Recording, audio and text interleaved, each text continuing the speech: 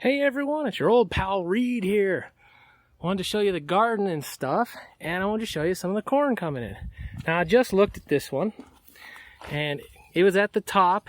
This was all dried out up here, so we can get one off.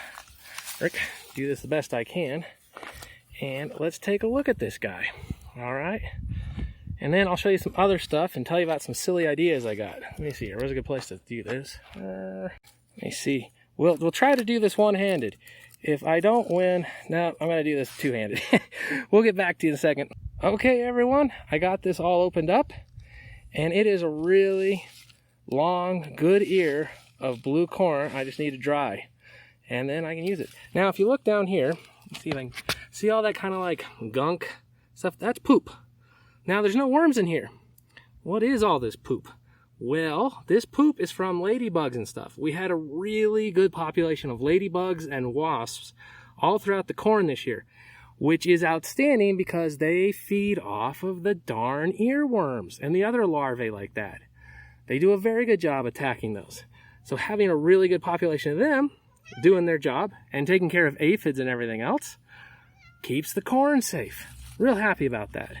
So this is what the corn is coming in like. We're going to have a good harvest. So I'll get everything off of here and put it in here with all the other compost. I got some squash that showed up from all the rain. I'm going to add some water to it and see if anything comes, but we're late.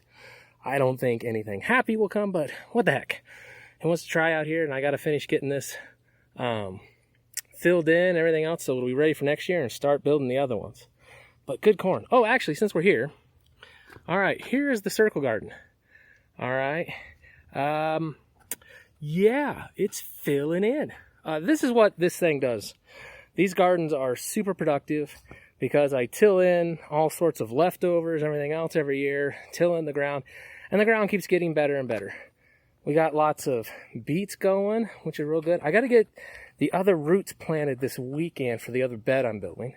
But the green beans will come in before the frost. We'll be well stocked in green beans. Tomatillos, tomatoes, eggplants, and all that. As soon as it cools down a little bit, I'm going to be overflowing with them. And these are 2 tepary bean plants right here in the center. 2 tepary beans. Boy, those things go crazy. So I'm just letting them finish up for the year. I'm going to get them out, cleaned up, and get any from next year not in here because they just are so much they take over everything. But they do make beans. They make lovely, lovely beans. See, we got to get the water going just a little bit. Things are a little drier. We had a real hot day today. Climbed up to like 101 or something. But nice and hot. And so there you go. You can see, yeah, forest. And I'm going to build 2 more, probably 3 more right up the side here. And I got to go 2 more down that way. And we're going to go up. And it's going to be kind of weird. Yeah, I know. But that's my area. But we may buy a bunch more land and with the group and get settled in there. And then get everything working on that sort of an area. But lots to do.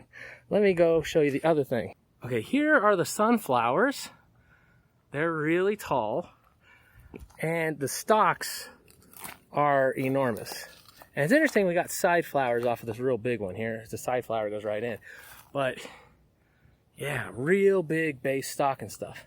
Now, when I was messing with the sunchokes, I noticed these things are really woody, like real strong wood base. Now, a thought occurred to me about these sunflowers is I think we can build stuff out of them because they're so woody.